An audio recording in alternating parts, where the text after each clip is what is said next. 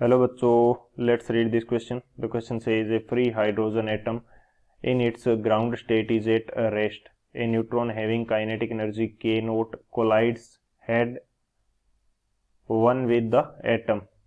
Assume that mass of both neutron and the atom is same. Find minimum value of k naught so that this collision can be inelastic. Take ionization energy of hydrogen atom in ground state to be 13.6 electron volt. Option first 12.4 electron volt, option second 18.2 electron volt, option third 20.4 electron volt and option fourth 28.7 electron volt. तो इस question के अंदर हमें दे रखा है कि एक hydrogen atom है, इसकी ग्राउंड स्टेट के अंदर रेस्ट के अंदर है। अब कोई न्यूट्रॉन जिसकी काइनेटिक एनर्जी के नोट है वो इससे कोलॉइड करता है। अब हमें चाहिए कि के नोट की वो मिनिमम वैल्यू फाइंड आउट करनी है ताकि इस कोलिजन को हम इन इलास्टिक बोल सकें। डाटा बाकी हमें जो रिक्वायर्ड है वो दे रखा है। तो बात करते हैं हम लोग की कंसेप्ट की यदि बात करें इस क्वेश्चन के लिए तो क्या की कंसेप्ट यूज होगा।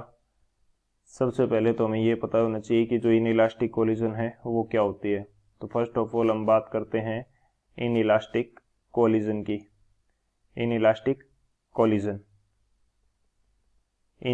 कोलिजन जिसके अंदर हमें क्या दे रखा है कि एक न्यूट्रॉन है जिसकी वेलोसिटी कुछ है और इस वेलोसिटी की वजह से इसकी एक काइनेटिक एनर्जी भी है जो क्या है के नोट है।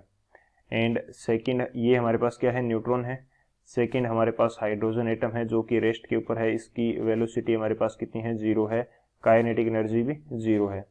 तो इन दोनों के अंदर जब कोलिजन होगी तो ये एक दूसरे से बाइंड कर जाएंगे, न्यूट्रॉन और हाइड्रोजन एटम, और एक मास के रूप में ये किसी वेलोसिटी v से मूवमेंट करने लग जाएंगे। तो ये इस प्रकार की जो कोलिजन होती है अब वो हमारे पास क्या रहेगी, इन इलास्टिक कोलिजन रहेगी। सेकंड की कंसेप्ट के अंदर हम डिस्कस करते हैं कि यदि हमारे पास न्यूट्रॉन इस ग्राउंड स्टेट के अंदर है, इन इलास्टिक कोलिजन होने के लिए क्या रिक्वायरमेंट है। इन इलास्टिक कोलिजन हमारे पास जो हाइड्रोजन एटम है उसके अंदर एक इलेक्ट्रॉन है और इस इलेक्ट्रॉन की मूवमेंट किस प्रकार से होगी, मूवमेंट इस प्रकार से होगी कि ये जो इलेक्ट्रॉन है ये एक्साइटेड स्टेट के अंदर चला जाए। तो एक्साइटेशन एनर्जी हमें फाइंड आउट करनी होगी।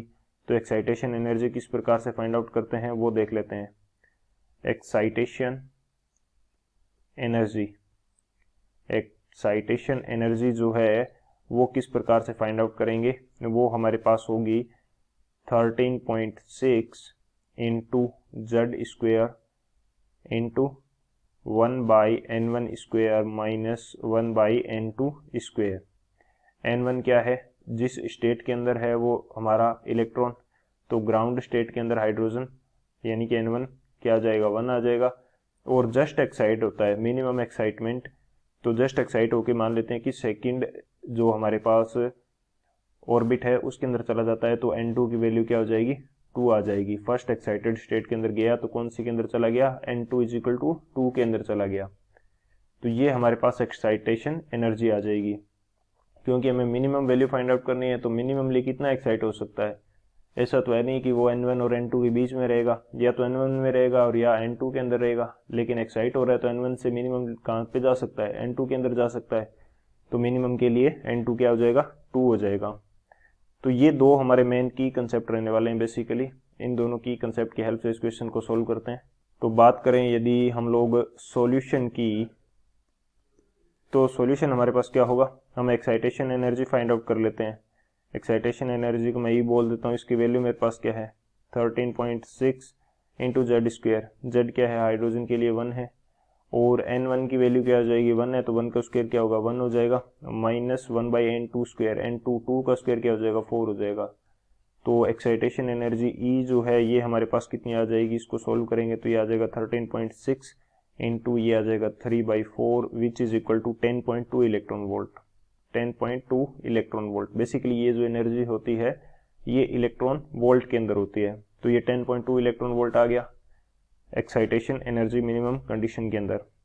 अब हम देख लेते हैं कि जब ये दोनों कोलिजन करते हैं तो उसके बाद में इनका मोमेंटम कंजर्वेशन के कारण जो वेलोसिटी आएगी एक यूनिट मास की वो कितनी आ जाएगी। तो मैं यहाँ पे क्या अप्लाई कर देता हूँ, मोमेंटम कंजर्वेशन अप्लाई कर देते हैं। तो यानी कि इनिशियल मोमेंटम जो होगा पूरे सिस्टम का वो फाइनल मोमेंटम के इक्वल होगा। तो इनिशियली हमारे पास कितना है, हाइड्रोजन एटम रेस्ट पे है, मूव कौन कर रहा है, मूव कर रहा है न्यूट्रॉन, जिसकी वेलोसिटी मैं क्या मान लेता हूँ कि u वेलोसिटी से मूव कर रहा है, which is equal to finally दोनों बाइंड कर जाते हैं तो 2m मास हो जाएगा एंड v हम इसकी वेलोसिटी मान लेते हैं।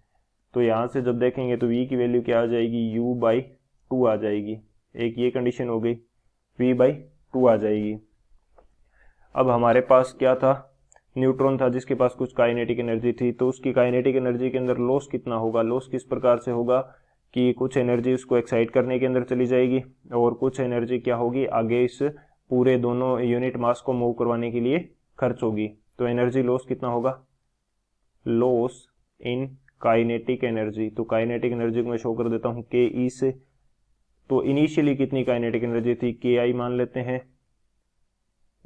सॉरी हम इनिशियल काइनेटिक एनर्जी की जस्ट वैल्यू पुट कर लेते हैं यहाँ पे। तो इनिशियली हमारे पास क्या थी, हाफ एम, और इसकी वेलोसिटी हमने क्या मानी है, यू मानी है, तो हाफ एम यू स्क्वायर हो जाएगा माइनस फाइनली काइनेटिक एनर्जी कितनी होगी हमारे पास, फाइनल काइनेटिक एनर्जी होगी हाफ, टोटल मास कितना है 2m है, और v कितनी है हमारे पास u/2, तो v का स्क्वायर कितना हो जाएगा u²/4।